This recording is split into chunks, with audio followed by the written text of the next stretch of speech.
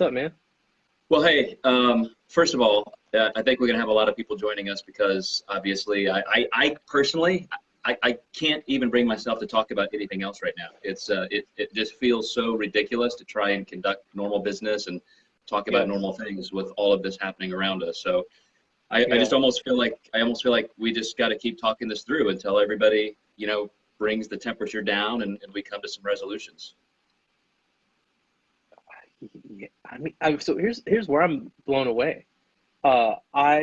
You've known me for a decade now, right? As a personal friend, I've never hesitated to talk about these issues with anyone ever. I've told them to their face. I've told them what's going on, and I feel like for the first time, people are listening, right? I keep likening the situation to I think a current issue in the United States of America is mentally ill who are homeless. And I think when I get, who knows, towards the end of my life, maybe that issue would come to the surface just like this one has and say, hey, you realize that there's a large percentage of mentally ill people who are homeless and we are just totally ignoring the issue, right? We know the issue exists. We can see clearly that the issue exists, but we're choosing to be negligent. We're opting in to be negligent. And I just feel like everyone for the first time, timing seems to be everything.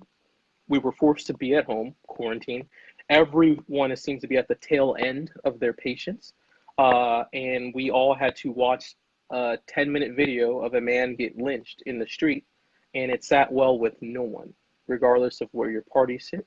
And Black people, we're just putting our hands up like, my brother works he's a federal agent. And he says, I don't know why this one was so bad. He was like, there are substantially worse videos that have been coming out almost every quarter, right? Getting shot. You remember the little kid in the park with the toy gun, the black kid, he got shot, right? There have been terrible things, but I think it took literally a lynching, an intimate killing with human skin to human skin to make this a real issue. So do I think the policing issue can be fixed within my lifetime? Of course, I have faith in that. I think this outrage calls for that.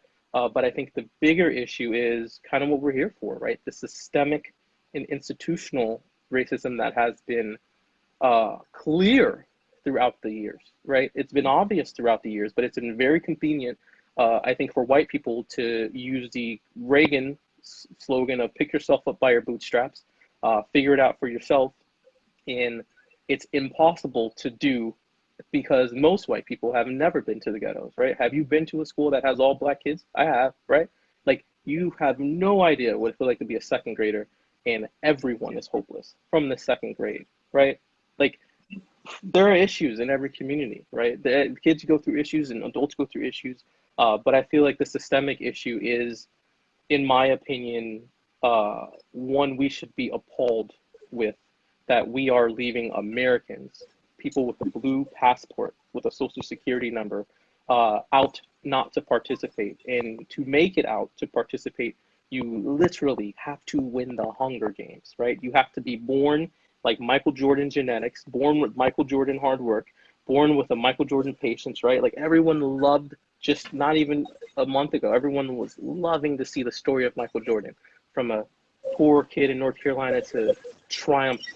And it's like, where do you think that, like, so we have to have all of that, right? You have to be Michael Jordan good to make it out, right? Like, that's the stories that we romanticize and that we love. So for me, on my end, I'm just speaking what I feel needs to be heard, right? No bias. And at the same time, listening to the dialogue. Can you hear me? I got a little feedback. Yeah, you bring up three things that may frame out our entire discussion. And the very first one that you brought up, I think we can just kind of clear off the table right away. Because I see in my social media so many people saying, why now, why this, why not this guy, why not that guy, here's a white cop being killed, and here's this, here's that. And you why now, it's the intensity. I mean, it's always there, it ebbs and flows. But when you, for 9 minutes, when you watch a grown man with a knee on his neck being mocked by his murderer, as he's crying out for his deceased mother, Mother. and other people are begging that murderer to stop, and other police officers, people in authority, are sitting there allowing it to happen. That is a level of evil and intensity that I understand. I understand how often this happens. I understand what's happened for the last 500 years. But when this happens, that's a new level. That's a new level. That's what has created this emotional limbic system type response, Yep. not just in one person at a time, but in an entire world. I mean, there are millions of people in different countries protesting this, you know, Yep. feeling just pathetic for our country and for this one man. So I mean, I just think that's the easy answer. Like all of the people saying why now, why this, and everybody wants to say yeah, but that's bad, but and you know just shut up, man. Just shut up. And just look at and that's one the thing, incident right? that happened. It's very convenient to say yeah, but. The yeah, but in my opinion says my dad, my grandfather, and every generation before him has been able to somehow dodge this under the rug. I was looking last night. I was looking at some stuff just from the civil rights and some James Baldwin stuff, and that 15-year-old girl who first got integrated in those schools in Alabama. And I was looking at some of the signs, and the signs said for the protesters said, Jesus forgives, but he doesn't forgive those who integrate, right? And the rhetoric then was ridiculous. The rhetoric now is ridiculous. The rhetoric in 1860, right? Like, dude, you want to talk about a peaceful protest? The South literally started a fucking civil war as a protest to slavery. You're right, right? A war, a complete civil war, right? So the white people have managed to successfully not atone for this every single generation. They've managed to find a new way to somehow in their brain protect their own selves from hearing this issue, right? They ignore it. They don't go into the west side. They don't of Chicago. They don't go into the south side of Chicago. They don't go to the Project of Dallas. They drive around Baltimore, right? They have found ways to conveniently act like it does not exist, and they've swept it under the rug every generation. And this generation is trying to do it still. But when you have a video like that, right, in today's modern day, and dude, the video was in 1080p. I mean, come on, right? The video was crystal. This is no body cam. This was a crystal clear lynching, right? Those officers let him down. He let himself down, right? Nobody wins. Those guys, I saw their mugshots. I felt bad for the guys, right? It's like, damn it, they've ruined their families' lives now. But they're getting what they deserve. And it's like, now no one wins. Who wins? Like, no one's winning here, right? No one is winning here. Everyone is in pain. Everyone is hurting. And in a way to try to justify your pain and try to avoid atoning for what history has done, you say some shit like, all lives matter. That's what I think, right? Of course, all lives matter, right? We've been seeing the analogy all week that if your house is on fire, you wouldn't say, well, what about if someone's house is on fire and the fire department comes? You wouldn't say, well, what about my house, right? Like you don't need anything extra. And I think something that white America can't seem to realize is that every issue you have, we have. We are Americans, right? There's not something that you have that I don't. I have this extra thing. And right now, America is trying to take care of a supplemental issue. This isn't to say the military is important to me. I know where my tax money is going, right? Like, dude, everyone celebrates Memorial Day. We're all for 4th of July, right? You ever been to the hood on the 4th of July? It's popping, right? It is like we love our American holidays. This is just a supplemental issue that we need to fight because in reality, in the United States of America, if you don't fight, you will end up like the Native American. You will die. I've not met one Native American. I live in Chicago, Illinois. Look at this shit, right? I live in I live in the heartland of where Native Americans should be. You live in the heartland. I've never met one. Maybe some mixed and something in a reservation. But if you don't turn up in this country, you don't get women's suffrage. If you don't turn up and get really loud in this country, you don't get your 10-year-old to stop working 60 hours a week in the hospital. Our meat factories are going to keep putting arsenic in our meat, right? We need, like, the American story is the American story. We get loud and we correct our issues. But for this one, why white people are so sensitive to this one is because they know historically that it had to do with their lineage, and it is time for a generation to correct it. And whether this is the one, whether the previous one was the one, I don't know. But it's time to stop avoiding this. And if this video isn't clear to you what's going on, right? It's not clear to you what's going on. It doesn't matter. It doesn't matter if that it doesn't matter if George Floyd went in that store and shot a shopkeeper with a gun before. In this country, if he deserves to get killed by electric chair, put him through the justice system. No police officer carries out justice in the street, right? Even if he was on drugs, and it doesn't matter. Even if he deserved to die, right? If you're a prostitute, you can still get raped. It does not matter if you're breaking the law. We claim to stand by the Constitution and uphold these things that are American and justice, right? In our U.S. Constitution, there was a point when Black people were considered 3/5 of a human. 3/5. That was in our U.S. Constitution. But right? let's talk about that history for a minute, because I don't want to bypass this, and that's another thing that a lot of people on social media are saying, like, hey, this is over. Like, why do Black people keep whining? Why do they protest? Why do they loot? Like, look what they get now. We've even gone through affirmative action and the civil rights. And I want to put in context what 400 years of slavery and then decades and decades of racism looks like to a real human being. And this is one thing I really don't think, a lot of white people say, well, I'm not a racist. And a lot of people say, I don't even know what white privilege is. I don't think I have white privilege.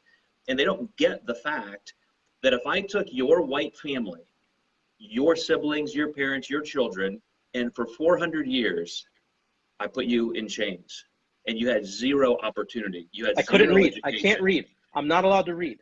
Right? Yeah. I don't know what city I'm in. I don't know what state I'm in. I know nothing. Then I turn you loose, and so now you have freedom, but you can't even drink in the same drinking fountain as a white person for 100 years. You have to go to substandard schools. You have this unbelievable generational poverty. Then you have Jim Crow laws, and you have all of these things where you're over-policed. You're literally just as the metaphor that Al Sharpton said the other day. The knee of America has been on your neck for 500 years, and now you think just because you're no longer a slave that it's okay now. We're all good. It's even. It's okay now. Like, what is that like for you, Ryan, as a man who has grown up with that as your heritage, and you are trying to make something of your life? You have, but that is where you come from, and that is where your entire 100%. Black community comes from. 100%. I will say this. A lot of people hear what you said, and I think there's a lot of people who hear it and want to ignore it. I challenge anyone, if you love our country. I was just recently, I went to Washington, D.C., and I went twice. I loved it so much. Our government has an African-American history museum, the Smithsonian, right? Everything Joe just said, this isn't just some shit I wrote. This is our history. This is our American history, right? We don't bring this up to make you feel bad or guilty. That's not the case. But I think when you have those things, what we've done every generation with that lineage, and what I see as a Black person, that we've tried to make it better. There was a point when liberals, as you probably could call them then, in this country said, enough of the slaves, no more import of the Atlantic slave trade. So the first thing that white people did was, okay, well, no more slave trade. We'll agree to that. But we will now create an interbreeding system, and we will trade slaves and tear them from their families, right? So it's like we get something, but they still find a way to keep us in that trap. And over history, it has gotten better, right? You cannot deny that. But at the same time, America has gotten better, right? So we've rise with the ship of America, but we've just been on the last leg. Having that history, I think as a young person, you don't think much of it. When you're young, growing up with it, you feel, in my sense, you feel a freedom, you feel a loyalty to nothing. You hear about the military, you hear about America and this history, and you feel completely disconnected from it, right? It wasn't until I started to get into my older years through education, through entrepreneurship, that I started to feel pride, so I can say, no, no, no, I'm an American, right? My story getting here wasn't too beautiful, right? There were some slave ships, dude, there were some slave ships that would bring over that would put 590 slaves on the ship, and 12 would make it, right? The whole cargo would spoil. There was a disease or something that got on the ship, right? And it's like, how do you manage that history? One of two things happen. Either it destroys you and you cope, you deal with the poverty, you deal with the socioeconomic situations, you deal with not having any worth or value or importance in this country.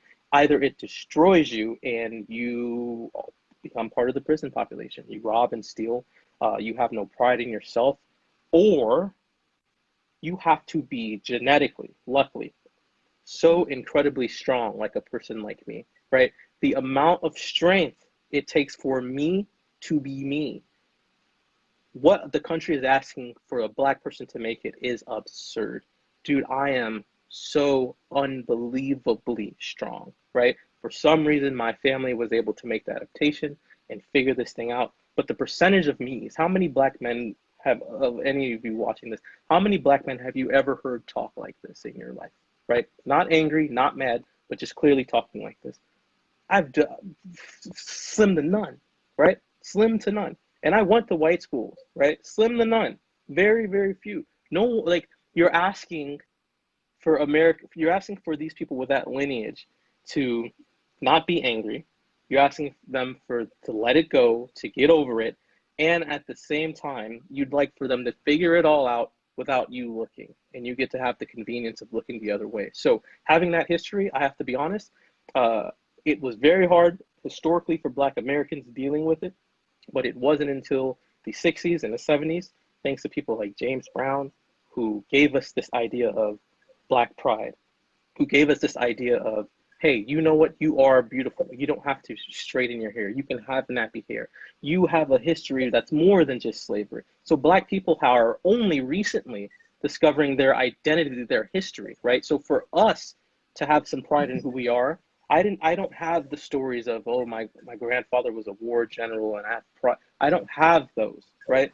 My grandfather couldn't be an entrepreneur, right? He couldn't get out of where he was and go to the bank and say, let me borrow $500 because I want to start my welding business, right? He wants to borrow $500 in 48 when he was 18. No dice. It's not happening, right? So to have that lineage, I think one or two things happen. Either you completely, for lack of a better term, become a nigga and fold, or you have to be so unbelievably strong and you adapt and you become, in a sense, I feel there's a term, Black magic, you become a magical being like I am today. But it's an absurd ask. It's an absurd ask to say, have that history and still make it. It's like the example I've been given. It's like the Hunger Games. If no one has watched the Hunger Games, you go around, this one rich place goes around to these poor districts and every now and then picks a few people and says, we're going to give you the chance to come join us in society, right? The nice upper middle class, rich white society. All you have to do is win this impossible game that is rigged and try not to kill and shoot each other on the way out. Best of luck. Best of luck. And dude, you're talking to me because I am a Hunger Games winner. I won the contest. And a lot of Black people do that, like Candace Owens, and forget where they've come from. I've just never forgotten. I refuse to. All of my business, for the most part, are white people. I talk to white people. Just right now, I took the elevator to get up to my office. There's a financial company that owns this building, and they have people waiting out line, obviously with coronavirus procedures, to pay their mortgage or whatever they do out there. I came up here and the guy was in the lobby and he just looked at me because I'm not wearing business attire at all, right? And he just looked at me and I looked at him and then I just like walked to my office and I opened my door and he just couldn't stop. Look, like he couldn't figure it out, right? He could not figure it out. Like his brain couldn't wrap around it. I deal with that every single day. Right. So that's one of the things that you brought up in your initial introduction, which is, you know, the phrase institutional racism. And that's another thing that I find on social media people don't get. Like they're denying it. There are people who say that's not even a thing, absolutely. And first of all, that's been even proven biologically for some reason. I mean, this one kind of escapes me, but white kids and black kids at 3 months old both prefer lighter skinned people. I don't know why. There's something biological that speaks to that, but beyond that, the lessons that we learn, and these things can be shown anthropologically, society to society. Black communities that had never one day saw their first white person and so forth. If we did not divide over skin color, we would find ways to hate each other for other reasons. And look at India. Look at India. India is the perfect example. India is the perfect example of what, hands down, they would find a way. But I think there's more of a modern racism that I think really escapes white people today, and it's because they don't realize where the boot is on their neck or the knee on their neck. And this goes into classism, in that you have collectively, white and black, a middle class which now has less purchasing power than they did 40 years ago, 50 years ago. My father sold cars as a one-income family. My mom stayed home. 5 kids. We were poor. I mean, I had to work 4 and 5 jobs at a time to work my way through school. I left home at 17 years old. I haven't worked under 80 hours since. But at the same time, that was doable. You could be a welder, you could be a bus driver, you could be a janitor, and you could survive. Right. Today, because of the negative effects of a predatory capitalism, white people are fighting so hard themselves for resources that as soon as somebody says, hey, look, it's those brown people taking your job. Hey, look, it's those black people coming to steal your shit. You don't even have to make somebody, born a racist or grow up a racist. You just have to label people like that, and you're creating an entire new society of racists. It's an extension to the socioeconomic issues that plague the black community, right? Like now, and so this example, I think, is an example that we've seen. It's not new whatsoever. When white people from Europe first came here on the Mayflower, they were told you can get land and do all these things. And as America grew, it's beautiful history. I love my country. So there were just winners and losers in a capitalist society, right? There were politicians who said, if you work hard enough, you can work on my plantation, and then maybe one day you can own a slave and get slaves like me. And poor white people, right, in my opinion, are some of the saddest. It's one of the saddest stories in America. And there's no mistake that the correlation between poor white people and their hate for black people is through the roof, right? Poor white people, I feel, or any white people who are struggling financially, have felt that they've been left out of the promise, right? And this isn't a white-black issue. This is a white person whose family came on the Mayflower. And what are those fucking Italians doing? Get in that job before me. White people. What are those fucking Irish people doing, working for the police department? How dare they? I've been here first. I need to get mine. How dare those Indian people, right? It doesn't matter what group comes. The only group, if you tie them both together, that has no socioeconomic power and can easily be blamed is the black community. We're into a system, right? When I speak of the system, when Yale first got started, right? Do you think there were no racist people who made up the rules to the game, right? If you go into the woods, there are no rules. It's just go for it. We live in a world that is a made up game. We made up economics. It's a game that is made up, right? Literally, there's a book by a guy named John Maynard Keynes. Hitler loved this guy and established that. I think we should have a World Bank system based off this guy who wrote this book, right? We today live in a system called Keynesian economics, made up by a white dude in the early 1900s, made up, right? So if all of our institutions have slowly rolled out, 1700, 1750 for banks, 1800 for colleges, 1850 for I don't know, financial institute, right? If you slowly rolled out and build this country with overt, at the time, racist in the system, black people have been left out of it. Now, it's like a matter of crony capitalism, right? We can't even get in the game.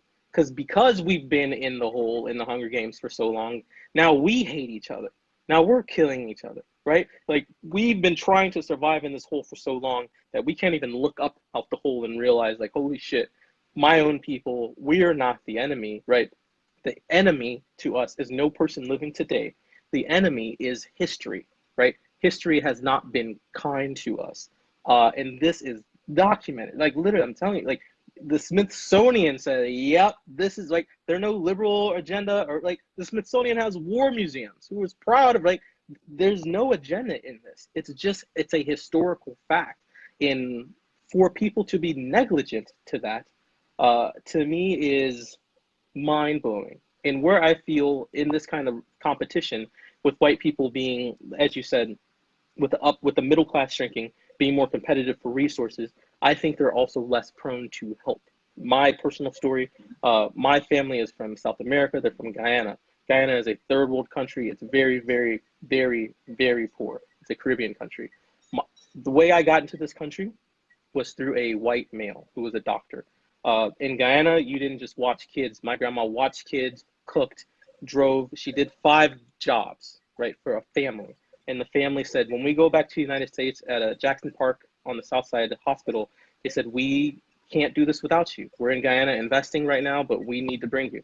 My grandmother had 8 children, right? She went and cleaned this guy's house, took care of his kids, right? He brought her in. He got her on a work visa. This doctor slowly said, hey, how about this? I can introduce you to this world, right? I'll show you how to be a nurse's aide. I'll get you in the hospital, right? She brought her kids one by one kid at a time. My mom, right, like the youngest ones and everything, slowly brought them to the south side of Chicago. And then my grandma introduced them, hey, you can become a nurse. I'm a nurse's aide, but you can go to community college for 2 years and you can become a nurse.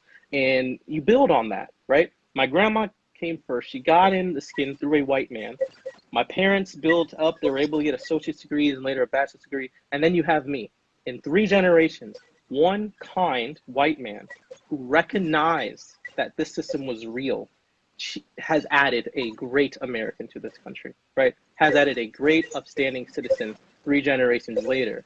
I got out of the system, thankfully, to someone who was in the system and knew the rules and could help us out.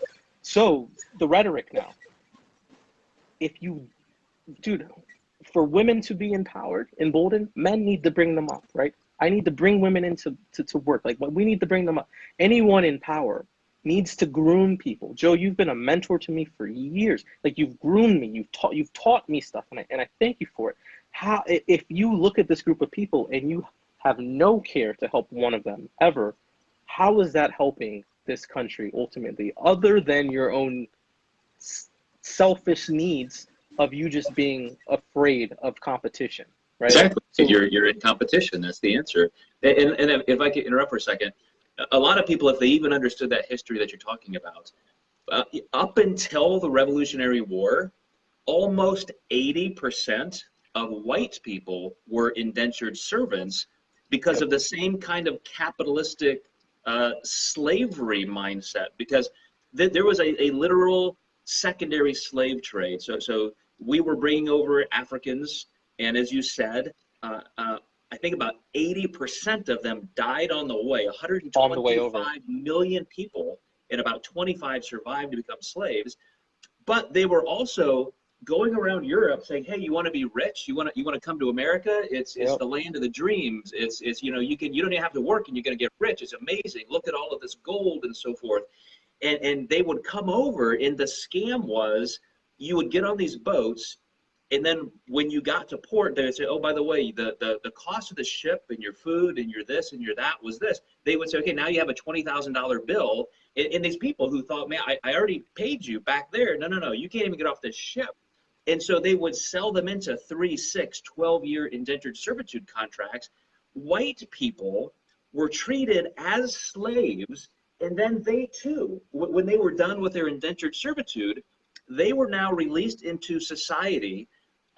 And now the competition for labor was, okay, we have all of these African-American slaves now doing it for free. Why would I pay you a living wage? So they often had to go into indentured servitude, Servitude. or into crime or poverty. And all of this, Ryan, was because you had the rich white Southern plantation owners trying to make money. You had the rich white industrialists trying to make money, and it was all pushing labor down. So there's this theory that's just it's a law, it's a fact, that when you let capitalism go through these predatory cycles, the richest keep getting their money, then they influence the political system. So the legislation is written to favor them, so they make a little more money, and they make a little more money, a little more money. That's why in the last 40 years, the bottom 50% of our country has seen their purchasing power go down. The top 10% has doubled their purchasing power. The top 1% has quadrupled their purchasing power. The top 0.001% is making 700% more money. So that right now, 3 human beings own half of the assets in America. 62 human beings own half of the assets of the planet. That's less than 1/1,000,000th of 1% of the people controlling half of the planet. And look, I mean, in 1890, we had already passed antitrust laws because we said, well, that's not good. That shit's not going to work. And yet now, for the last 50 years, since World War II, we've decided it's okay. Just, let whoever makes it, whoever doesn't. And this is what you're seeing right now. When an entire race of people, an entire community has grown up with that as their reality, that is the new norm, you're going to have group pitted against group. If it's not black against white, it's gay against not gay, it's women against men, it's, you name it, there are going to be these conflicts because everybody is exactly like you said, like the Hunger Games, literally pitted against each other just to try and survive. Yeah, and it's not going to get any better until we can look around and realize the videos I've been trying to put out, we are on the same team, all of us. All of us are on the same team. We are just we're succumbing to fear. I look at what you said in the historical context, and like you said, same trick has been used over and over and over and over. It is the richest class who has a lot of political influence, right? You think about, let's just think for context. Think about how much it costs to run a campaign, right? Just the travel budget alone. And then let's say you just have 5 full-time staffers, right? It costs an insane amount of money. Who has this money to give, right? Your grandma clutching her purse and giving $10 to, no, right? It is, there are people who have the best in their interest with the money to do so. It is so easy to start a narrative, right? Who do you think owns Fox News? The United States Federal Bureau of Information? No, it's a person. It's a person who says, this is my channel, this is what I like, this is what I want to put out. Who do you think owns CNN? A person, a individual makes this and owns this, which is why I think the world is in a tizzy right now, because you have people who are more or less media giants like Mark Zuckerberg and says, let the media go free, give it a shot. Let's let information run free and just see what happens, right? Now you and I can broadcast our information, and everyone can broadcast our information. And I think we, mostly in this specific case of what we're talking about today, white Americans have been taking information in for the first time, and it challenges your reality, right? It's like the Matrix.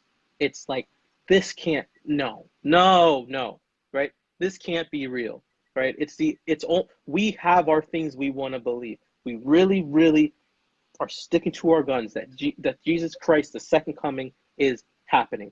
I really, really am going to believe, no, America is about pick yourself up by your bootstraps and that's it, right? This isn't the first time that Americans have been let down. You all remember Vietnam. You all remember how disappointed you were with your Nixon? Remember how much that hurt you? How much that crushed you to see what he was saying and the lies? Nothing has changed in particular. These same things are still going on. And for us to not say, let me hear this out. Let me hear this out. Maybe let me find out something, get a little bit uncomfortable. I know it's hard. I know you're working 6 days a week and you picked up that extra job at the Amazon factory and you're trying to make ends meet. And I know you don't have time for anybody's complaining and bullshit. I know you don't. I understand that you don't.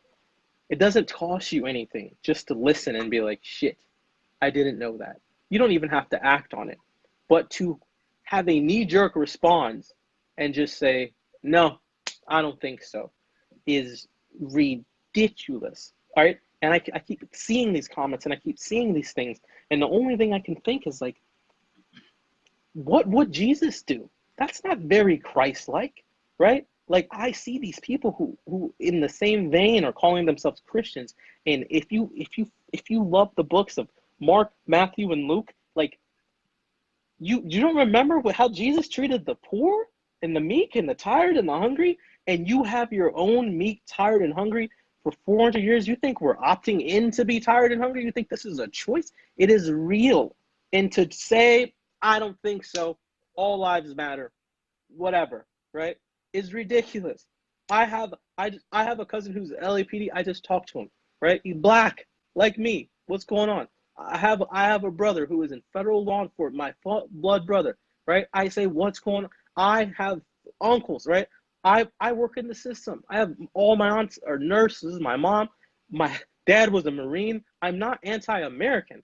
I'm just saying that for us to get what you had, it took triple the difficulty. And if you would like to really make this country great, it starts with the individual, not with you staying in your comfort zone, hearing the truth about what's actually has happened.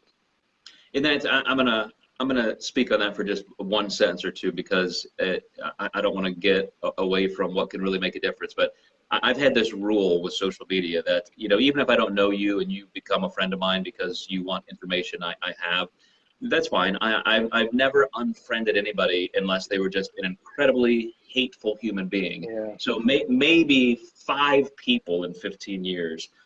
I have unfriended scores of people in the last week because that same level of hate that I would not tolerate before, I'm just seeing escalate, because everybody feels like you're saying, Ryan, they have to pick a side. And either I'm going to be, you know, overly weepy, empathetic for the black community, 100%. or I'm going to say, yeah, but. And, you know, and just be propagating information that completely takes all of the air. I was telling my daughter this. I said, you know, do you understand when people say, yeah, but, and look at this, look at this, look at this, those may be totally fine arguments, but there's a time and a place and a tone for that. All they're doing is taking all of the intensity and the attention away from what matters right now, which is what you said, Ryan. We wouldn't have women's suffrage without people literally dying for that. We wouldn't have civil rights without people literally dying for that. No. And this is a moment in time where I don't want the intensity to die down, because I want real change. And I spent an hour on a phone call this morning with a political theory scientist, Dr. Judith Grant from University of Ohio. And I said, you know, I mean, this is your life. This is what you do. When you go through revolutionary politics, what's happened in the past, is there any chance for that now? Because I don't see an uprising in a single group in America not being squelched somehow. And she said, whoa, hang on a second, Joe.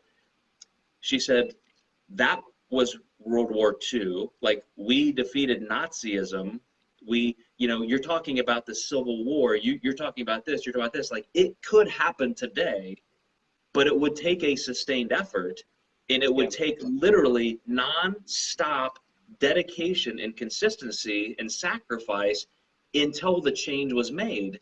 And here's what I see in America today. I see people saying, oh, that's sad, boo-hoo, Black Lives Matter, and then a week later it's over. They're just like, it's just over. And nobody ever has the stomach to push for real change. We're too solipsistic. We're too just engaged in our own lives and wants and needs, and it's over so quickly. Absolutely. I agree, right? And so that's the thing. how we were very nice to Germany initially. It's like, okay, whatever, you want Prussia, okay, whatever, right? He kept going. He pushed it too far, and so there was finally enough resistance. When the president before Winston Churchill, the prime minister, I forget his name, he was like, no, this is not okay. You can't just invade France. It had to come to blows, right? Real change generally, unfortunately, comes to blows at times. Why we have a huge War Department, why we have the Pentagon, right? Like, we just know that things come to blows. And in this country, this is in the first time in the longest time that we've come to blows over this. And I personally, I don't think that rioting and looting is the correct way to make change. I don't think it makes change, but I would be damned if it didn't get attention, right? Mm-hmm. Like, I would be damned if the Boston Tea Party didn't get attention, right? I would like these things. Why, if you were raising a child and your child was saying, Daddy, I want to play piano. I want piano lessons. This is my heart. It's my passion. I want to play it. A light example. And for years you ignored this kid. Every year you ignored this kid. Let him down, right? Got him excited a little bit. Use their name for your votes. And you got him excited. You don't think that at some point by year 16, that kid would start just saying, fuck you, smoke cigarettes and not give a shit, right? Stop cleaning and stop doing chores. Like, it happens on a micro scale within our own households if we ignore the issue, if we sweep the beast under the rug. When there is a deadlock in communication, violence is always the option. It does not matter if these are two squirrels trying to share resources. It does not matter if these are two alligators, right? It does not matter if these are in the cellular world. When there is a deadlock in understanding in communication, the only last option, and we see this domestically in marriages, is to slap each other around a little bit. Is it right? I'm not saying it's right, but I also don't think it's right that we had to even get it to the point where we're getting to blows and it's becoming a substantial issue. So now I feel, what's the solution for this? Like, how do we move forward? I think this issue right now, I feel if there's any optimism, I feel that people are listening for the first time in their life. I've never been more exhausted in my life talking about issues to people. Some people want to use their leftist agenda just to slap up white people this week and be mad at them. Some people want to use their conservative agenda to say, no, black people, you're complaining. I've dedicated myself this week. I thought it was going to be like 2 days, but it seems to be going longer. I've dedicated myself completely to exchanging information and how I feel with white people on what has happened historically and what is going on now. Because the truth is that you've never been to the hood. You've rapped and tapped on your steering wheel. You like Tupac and Biggie and all that. You love our pain. You love our R&Bs and rhythm and blues and jazz. You love it. You love LeBron James, right? We love everything, but you can't look us in the face, right? You won't see what made that, right? You just want to see the winners of the Hunger Games. It's like the gladiator culture that we have within America. So I think, if I'm being honest, kind of getting into the Candace Owens bridge, what black people need more than ever now is what the conservatives have been saying. We need self-responsibility. We need to take care of ourselves. But you cannot do that if the deficit is too large, right? We are just saying we would like to have all those lovely Ronald Reagan principles in our rhetoric, in our community. We would love it. We would love to pick ourselves up and do it ourselves. We would love to, right? But we can't, because my arms are tied behind my back. And when I do get an arm free and finally I'm able to sign the papers, you deny me for a loan through overt racism. It's like, come on, man. Like, I can't win the game. Like, I can't win the game. To win the game, you have to be so incredibly lucky to find I'll be honest, a white person to help you in, whether that be through education. I've had great white people in my life who have taught me things that my father couldn't. He just didn't know, right? Who taught me about money. I've asked simple questions like, how does a mortgage work? So 30 years, right? I don't know how long 30 years is, right? Like, I've learned everything from white men who have been good to me. And I've been fortunate enough to have that. Now I can bring that back to my black community, right? I can teach that to my children. I can teach that to my cousins, right? We don't have the information of how to do America. Regardless, whatever you would like to say, If anyone got on a boat from another country and landed in America, there is no innate knowledge of how to be a capitalist, right? It's a game we made up, right? How to tie a tie isn't something that genetically comes in, right? If I'm having a meeting with somebody and their tie is all fucked up, I'm going to judge them off that in the job interview. Because what, you didn't have a dad that knew how to tie a tie? You know what I mean? Like, and it's to the point where there's such a large if there's the information asymmetry is so large right now in the Black community that it is appalling. And all we want is to help ourselves. That's all we want more than anything. And you do have some conservatives like what's her name? Candace Jones? I just said it. Owens. Candace Owens. Candace Owens. Yeah, I saw her video and I saw that you posted about the video. Candace Owens has very good points, but I think she's missing some very important context. Right. Yeah, like, the actual historical context, and she is right. She is the person who made it like you have, and so you can easily just say, okay, look, now, and I know what it's like to be embarrassed of your family. I mean, I grew up at a time. I grew up at a time, in kindergarten, first grade, second grade, where every single joke was a Polak joke, and there were, there's always a black person, a Polak, and a whatever. And sometimes it's the black person who's made to look one way, but the Polak is always the one who's made to look dumb. So I grew up in a very Polish area, the Chicago South Bend area, and so I grew up wanting to get away from my heritage, and it wasn't until later in life that I came back to love and embrace that. And I think that's where Candace Owens is now. Like, she's made it, good for her. She had some help. And now she's embarrassed of that, and she wants to distance herself. Gosh, I lost Ryan here. Darn it. I hope he can come back. Let me see, guys, if I can pull him back in. All right, guys. Well, sorry about that. I'll finish up by just one thing that I wanted to say, and then maybe Ryan can comment in the comment section. There's one way around this, in my opinion, and it's just quite simple. It takes leadership, and it takes two parties coming together to contractually make a new reality. And to me, the thing that has been missing this whole way through is, Charlemagne the God had the perfect question when he was interviewing Joe Biden, when they came to that point about Black America, and Charlemagne the God said, "What are you going to do for my community?" And the thing that would have prevented, I think, most of the rioting and looting and things like that is just for somebody to say, let's pretend we had a leader right now who said instantly, time out. I want the 25 police chiefs of the biggest cities in the country in my office tomorrow. I want leaders from the Black community in my office tomorrow. I want everybody getting together, and we're not leaving. We're not leaving this room until we come up with a list of principles that we're going to apply instantly. We're gonna have a minority racial training officer in every police department across America, and that person is going to have oversight over the department. That person is going to have a voice.